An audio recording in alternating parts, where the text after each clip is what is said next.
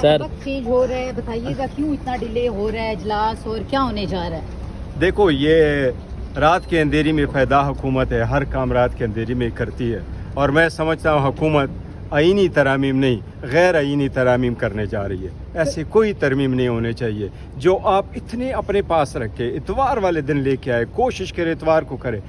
دیکھو کس چیز کی پردہ داری ہے، کس چیز کو چھپانا ہے؟ کیا آئینی ترمیم آپ صرف عدلیہ کو کرنے کے لیے، اٹیک کرنے کے لیے اور اس کو ٹارگٹ کرنے کے لیے کر رہے ہیں؟ اس کو دنیا کے سامنے کر دیکھو، انٹل لاسٹ نائٹ بالکل ہمارے ساتھ تھے، ہمارے ساتھ ان کی بات ہوئی، اور مولانا صاحب بڑے مدبر سیاستدان ہیں، مجھے امید ہے انشاءاللہ تعالی مولانا صاحب عدلیہ کے لیے کوشش کرتے رہیں، وہ کبھی نہیں کریں گے۔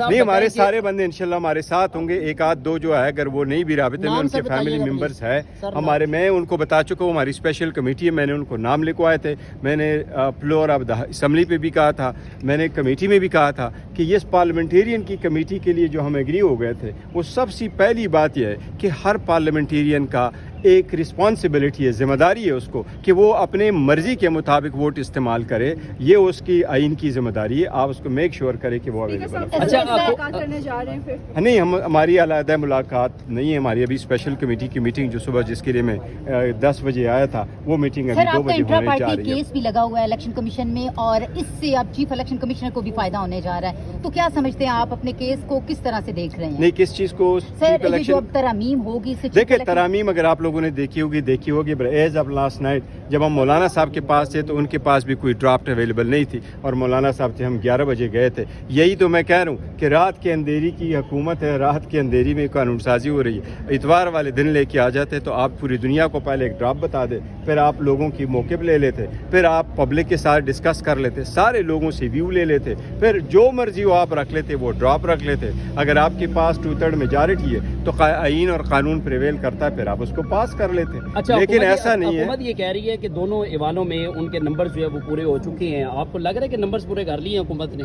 دیکھو کدھر سے فرشتوں کے آ کر کے نمبر پورے کرنے، آپ لوگوں کو تو ڈیجٹس معلوم ہے، اگر کسی کو اٹھا کے زبردستی کرانا ہے۔ پر ایک چیز آپ کو واضح کروں، سپریم کورٹ نے آرڈر جو کل دیا ہے، اگر کوئی ممبر پارٹی کے ڈائریکشن کے خلاف ووٹ دیتا ہے وہ کاؤنٹ بھی نہیں ہوتا، یہ سپریم کورٹ کی ججمنٹ ہے۔ Article 63 as we stand now جو ریفرنس صدارتی گیا تھا اس میں سپریم کورٹ نے کہا تھا کہ وہ کاؤنٹ نہیں ہوگا۔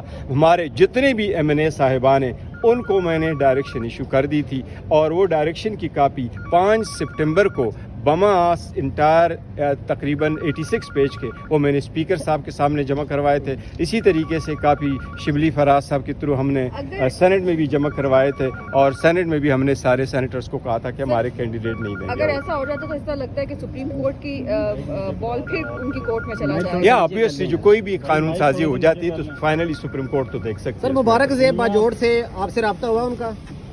میں نے کوشش تو کی، نہیں رابطہ ہو سکا سر؟ وہ کسی جگہ بزی تھا شاید۔ ان کے تحفظات جو ہیں ان کو دور نہیں کیا گیا؟ نہیں، ہمارے تحفظات نہیں، ہمارے لوگ آتے رہتے ہیں، ہمارے سارے پارٹیز میں ایسے ہوتے ہیں، لوگ آ جاتے ہیں، بات کرتے ہیں، بٹ انہی کو ہمارے لوگوں نے سپورٹ کیا تھا۔ مجھے امید ہے انشاءاللہ تعالیٰ اگر وہ خان کے ساتھ ہے تو وہ رہے گا۔ ویسے صاحب اگر مولانا فضل الرحمان صاحب اس ترمیم میں حکومت کا ساتھ دیتے ہیں تو سیاسی طور پر ان کو فائدہ ہوگا نقصان؟ میں ابھی کمنٹ نہیں کرنا چاہتا، بس دیکھو مولانا صاحب جانتے ہیں، بہتر جانتے ہیں، پر میں سمجھتا ہوں جب آپ نے اتنا سٹیپ لیا ہو اس کی سیاست کو بہت بڑا نقصان ہے، عوام کو ایک اچھی خبر نہیں جائے گی۔ میں آپ کو بھیا ایک اپنی طرف سے بتا رہا ہوں، میں فرسٹ ٹائم آیا ہوں، بٹ یہ میرے آئینی قانونی ذمہ داری ہے، اس کو پورا کرتے ہوئے حکومت کس طرف جائے، اقتدار کس طرف جائے۔ میں نے کل بھی فلور پہ کہا تھا کہ اس کو پبلک امانت سمجھ کے ہم نے استعمال کرنا ہے، اور ہم نے پبلک کے لیے استعمال کرنا ہے، ایسے اندھیری رات کے لیے ہم نے اپنے جو پرسنل بینیفٹ ہے اس کے لیے نہیں استعمال کرنا۔ تو مجھے امید ہے وہ مولانا صاحب اس کو بھی ادراک ہوگا کہ بہت بڑا سیاسی نقصان سارے پارٹیز کو ہو جائے گا اگر اوور نائٹ ایسے ہی کہا جائے کہ ابھی موو کرو اور ابھی وہ کاؤنٹنگ کرو۔ بہت شکریہ وہ دیکھو ابھی آپ دیکھیں گے پہلے کیا ہوگا۔ بیرسٹر گوہر اس وقت گفتگو کر رہے تھے میڈیا سے، انہوں نے کہا کہ ہمارے 2 سے 3 MNAs کے ساتھ رابطہ ہمارا نہیں ہے۔ ان میں مبارک زیب خان کا نام بھی انہوں نے بتایا کہ وہ میرے ساتھ رابطے میں نہیں ہیں، رابطے کی کوشش کی لیکن وہ شاید کہیں بزی ہیں۔ اس سے واضح یہ ہوتا ہے کہ مبارک زیب خان ابھی تک ناراض ہیں۔ بیرسٹر گوہر چیئرمین PTI گفتگو کر رہے تھے، انہوں نے یہ بھی کہا کہ جو ہماری پارٹی کا MNA سپریم کورٹ کے فیصلے کے بعد तमाम जो आज़ाद अरकान थे वो PTI के समझे जाएंगे, और अगर उनमें से कोई शख्स पार्टी के ख़िलाफ़ वोट देता है तो फ्लोर क्रॉसिंग के ज़रिए उसकी रुकनीत भी मुअत्तल हो सकती है। ये बैरिस्टर गौहर इस वक्त गुफ्तगू कर रहे थे।